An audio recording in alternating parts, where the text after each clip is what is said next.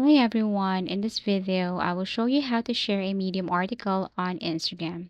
So first things first, you have to go to Medium and then here you can create an account. So you just have to connect your Google account, email, and password, and you can now create or write a post right here.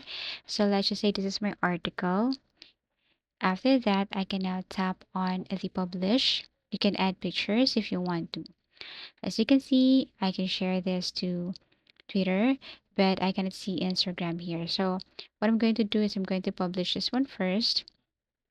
And then once published, then I can now tap the share button and let's see if there's an Instagram account here.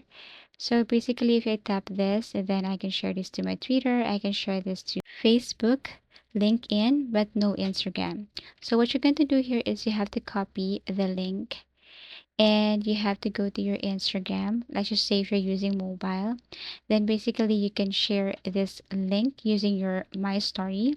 You just have to simply paste the link to your story and then share your story, and people will see that link. It will take them directly to their BDM article. Next step is that you can post this to your Instagram by just adding the picture and also the link. So let me screenshot my article first, and then I'm going to paste it to a pane, something like that. And then after that, I'm going to import this and edit this to my Canva. You need to search for Instagram post here and then click this one. We're going to use the template or the size. Now save this picture.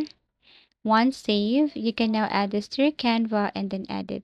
As you can see, I can add effects, I can change the font style, I can also add background right here. Once done, tap on share, click download, go to Instagram, create new post, okay, and then you can add the link right here. So you can add check and then add the link and then post.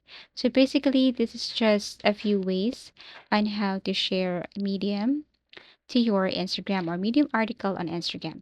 Thank you for watching and see you again in our next video tutorials.